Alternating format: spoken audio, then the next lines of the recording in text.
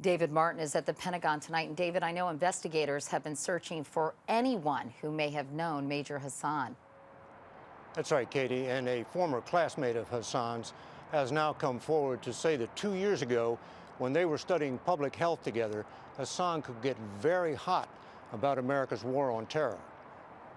He publicly declared that the global war on terror was a global war on Islam. He was also very contentious and argumentative, became visibly upset when people challenged him on his views.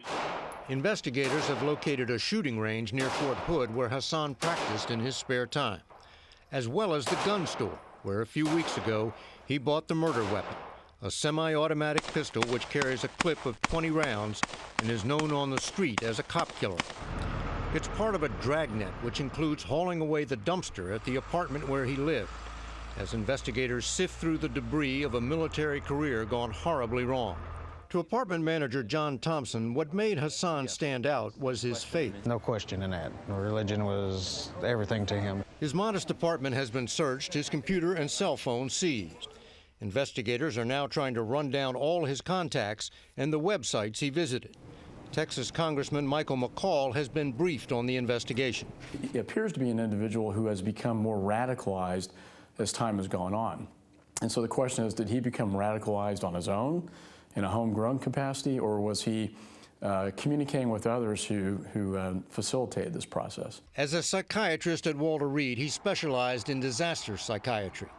Last summer, after having what one of his supervisors was quoted as calling difficulties, Hasan was transferred to Fort Hood.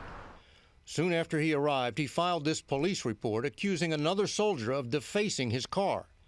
He also claimed an Allah is Love bumper sticker had been torn off. He received orders to Afghanistan, a deployment his cousin says he wanted to avoid. Neighbors say he gave away most of his possessions in the past few days, saying he didn't need them anymore. Then the day before his rampage, he did something that struck John Thompson as unusual. The only kind of strange thing we ever seen is he had somebody go up to his apartment on Wednesday with him. They were up there about 5 minutes and then they left, and that's the first time I've ever seen a visitor at his house. It's things like that, Katie, which keep investigators from ruling out the possibility that Hasan was a trigger man for a wider plot. He has now been transferred to Brooke Army Medical Center in San Antonio, in part to get him out of a civilian hospital into a military one where security is tighter, and also just to get him away from his victims. David Martin reporting from the Pentagon tonight. As always, David, thank you.